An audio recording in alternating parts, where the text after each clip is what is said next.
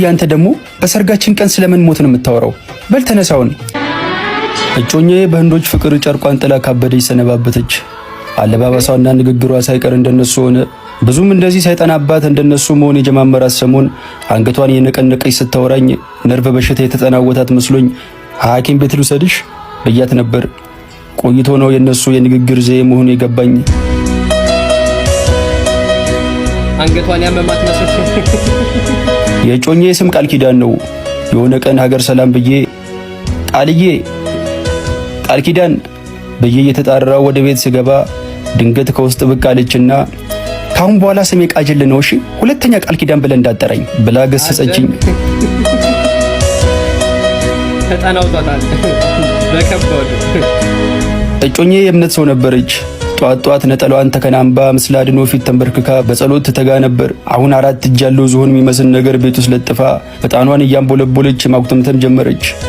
ለመጀመሪያ ጊዜ እንደዚህ ስታረግ ያዩአት ቀን ሎቱ ስባት ብዬ በድንጋጤ 3 ጊዜ አማተብኩ። ሳማተባ ይችኝና ፈገግ ብላ ወደ እኔ መጣ። የሆነ ቀይ ዱቄት በእጇ ቆንጥራ ግንባሬ ላይ ከቀባችኝ በኋላ ጌታ ክርስቲያን ይባርክህ አለችኝ። ምናገረው ጠፍቶኝ ዝም አልኳት። ግንባሯን ቋጠራ አርጋ ኮስተራለችና አሜን አትልም እንዴ ብላ ፈጠጠችብኝ። ከድንጋጤ የተነሳ አሜን ከማለት አልፌ አሜን የሚለውን የነዋይ ደበበን ሙዚቃ መጫወት ጀመርኩ።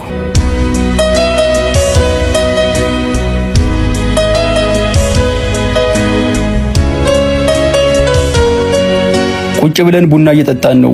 ሳታስበው ቡናው ተደፋባትና ሻሩክዬ ድረስ ብላ ጮች። ፈገግ ብዬ የኔ ፍቅር እንዴት ነው ቆይ ሻሩክ ከእንደ ተነስቶ በዚህ ደቂቃ ውስጥ አንቺ ጋር የሚደርሰው? መልአክ አደረግሽው እንዴ አልኳት። ገላመጠችኝና ተነስታ ሄደች።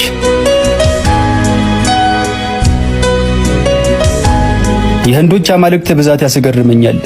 ያገኙትን ነገር ማምለክ ይመቻቸዋል። ህንድ ውስጥ ከሚመለኩ ነገሮች መካከል ዋነኛዋ ላም ናት።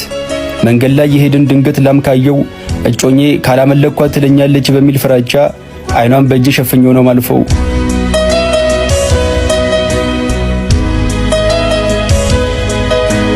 በሱ የተነሳ ያልሆንኩት ነገር የለም።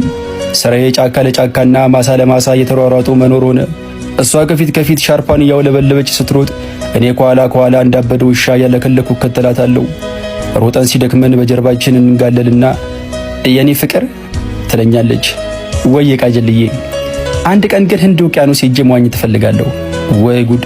ህንድ ውቅያኖስ እዚህ እንደለመድሻቸው መዋኛ ገንዶች መሰለሽ እንዴ? ስምጥ እኮ ነው። ፈገግ ብላ ይሁና ምን ችግር አለው? ምናልባት በሰምጥ እንኳን እንደ ሻሩክ ገብተህ ታድነኛለህ። አንቺ ግን ሻሩክ ብለሽ በሻርክ ልታስበይኝ ነው እንዴ አላማሽ?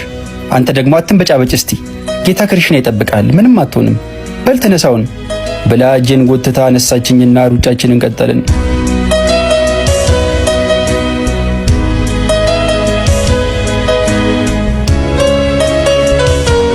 የሆነ ቀን ማታ ዝናብ ፍቅር ይጨምራል ብላ በዝናብ አስደብድባኝ የዛን ቀን ማታ ብርድ መጥቶኝ ወባ እንደያዘው ሰው በላብ ተጠምቄ ስንቀጠቀጥ አደርኩ።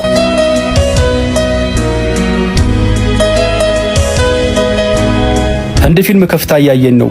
ድንገት አክተሩ በጥይት ተመታና መሬት ላይ ወደቀ። ወዲያው የተነፋረቀች ማልቀስ ጀመረች።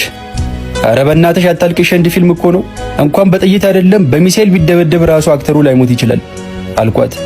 ለቅሷን ልታቆም አልቻለችም። አሁን ያለቀሽውን ለቅሶ አምላክሽ ፊት ተንበርክከሽ ስለ ኃጢአትሽ ብታለቅሽ ኖሮ ቀጥታ ገነት ነበር የምትገቢው አልኳት። እኔ ገነት ሳይሆን ህንድ ነው መግባት የምፈልገው ብላ ለቅሷን ይበልጥ አቀለጠችው።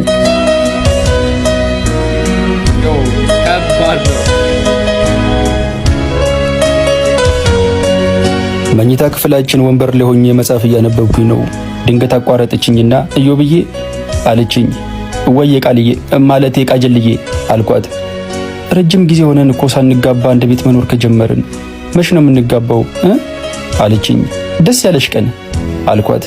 ውይ አንተ ደግሞ አትቀልድ እስቲ፣ ተምሬን እኮ ነው ፍቅሬ አልኳት።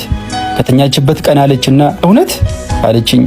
እውነት ወይኔ ብላ ከአልጋ ወርዳ ወደ እኔ መጥታ ጭምቅ አርጋ ቀፈችኝና እወድሃለሁ እሺ አለችኝ። እኔም ውድድ ነው ማረግሽ። በቃ ቀኑን እንወስንና ላንቺም ቆንጆ ቬሎ ለኔም ቆንጆ ሱፍ እንመርጣለን እሺ አልኳት። በቬሎና በሱፍማ እንጋባም አለችኝ። እና እሱን ለኔ ተወው ብላ አቀፈችኝ።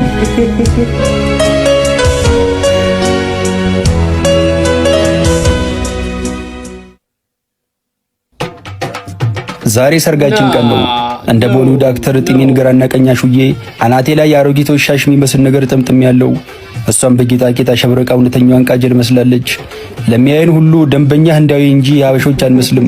ጆሮ የስር ጠጋለችና አሁን ደግሞ እሳት እናነድና ልብሳችንን አንድ ላይ አስረን እሳቱን 3 ጊዜ እንዞረዋለን እሺ አለችኝ። ግራ ገብቶኝ እሱ ደግሞ ምንድን ነው አልኳት። ያው ቃል ኪዳን እንደመግባት ነው። እሳቱን 3 ጊዜ ዞር ነው ማለት እንደ እሳት የሚፋጅ ነገር በህይወታችን ቢገጥመን እንኳ ላንከዳዳ አብረን ልናልፈው ቃል ተገባባን ማለት ነው አለችኝ።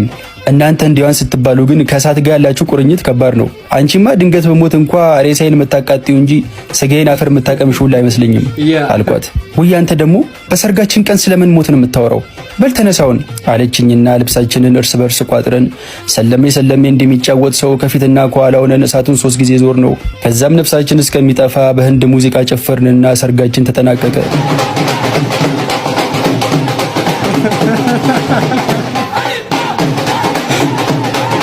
እሱ ነው እንደውም በጣም የህንድ መንፈስ እንትን ያለው ጭፈራ። የሆነ ቀን እንደለመድነው ጫካ ውስጥ ወክ እያደረግን ነው። ቃል ኪዳን ከአንድ ዛፍ ላይ አበባ ቀጥፋ እያሸተተች እያለ ድንገት ጭንብል ያደረጉ 2 ሽፍቶች ከየት መጡ ሳይባሉ መጡና ሚስቴን አፈኗት። በድንጋጤ ነጠል ብዬ ቆምኩ። አንደኛው ሽፍታ ወደ እኔ እያየ የሀበሻ ሴቶች ደብረው ነው ህንዳዊ የጠበስከው አለኝ። ኧረ የኔ ጌታ ሀበሻ ናት አልኩት። እንዴ አንቺ ሀበሻ ነሽ እንዴ ብሎ ማስኩን አወለቀ። አዎ ብላ ራሷን ነቀነቀችለት።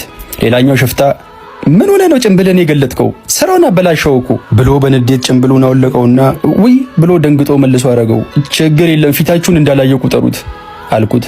በያሁን ያደረግሽውን ወርቅ ጨምሮ ሁሉንም ንብረትሽን በሰላም አውልቀሽ አስረክቢኝ፣ አለዚያ ብሎ ከጎኑ ስለት ሊያወጣ ሲል አድነኝ የኔ ፍቅር ድረስልኝ ብላ መጮ ጀመረች። ስደነግጥ ሻሩክ ድረስ የምትለው ነገር በሐሳቤ ውላለብኝ። ሳላስበው የቀነኒሳ መንፈስ በላይ ላይ አደረ። ሻሩክ ይድረስልሽ ቃጀል፣ ሻሩክ ይድረስልሽ በየዞርኩና ከአካባቢው በሩጫ ተሰወርኩ። ዋው ዋው ዋው!